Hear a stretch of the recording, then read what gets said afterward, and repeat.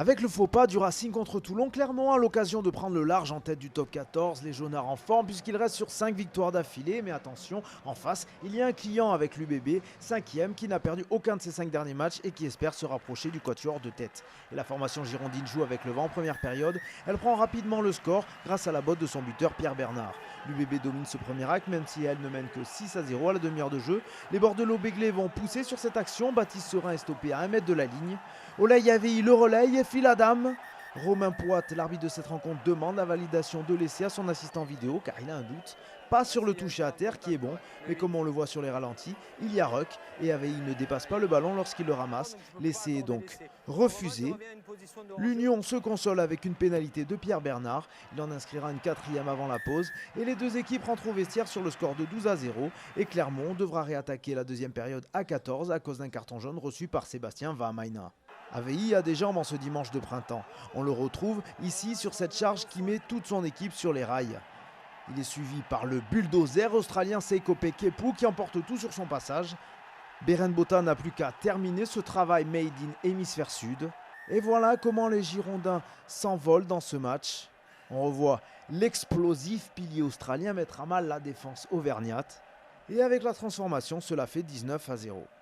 De retour à 15, Clermont marque une pénalité grâce à Patricio Fernandez, mais voit de nouveau son ciel s'assombrir avec ce plaquage cathédral de Scott Spedding. Au vu des images, M. Poit dégaine logiquement le carton jaune, et à ce moment du match, on se dit que la victoire ne peut pas échapper aux Girondins.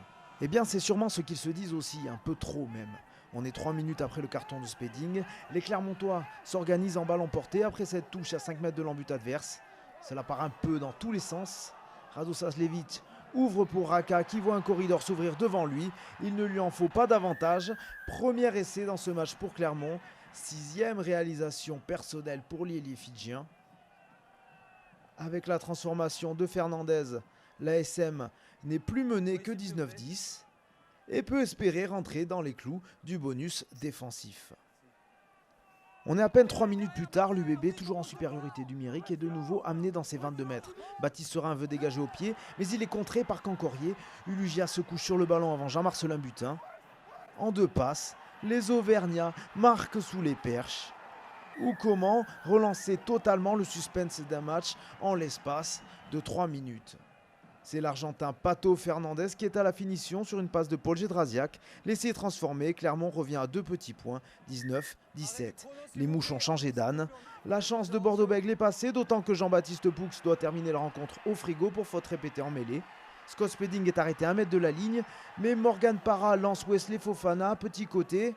Le centre international semble retourné par Taleboula et Lesgourg. Monsieur Poit fait alors appel à la vidéo. Les Girondins sont suspendus à la décision du corps arbitral, eux qui n'ont pas su enfoncer le clou. Ils en avaient pourtant l'opportunité et ils le paient très cher. Car sur un ralenti, on voit furtivement le ballon en contact avec le sol. C'est suffisant pour accorder l'essai de la gagne à Clermont. Parra clôt la marque avec la transformation. 19-24, score final. 6e victoire d'affilée de l'ASM qui compte 5 points d'avance sur son dauphin Toulon. Le RCT justement, le prochain adversaire des Jaunards dans une semaine pour un nouveau choc au sommet dans ce top 14.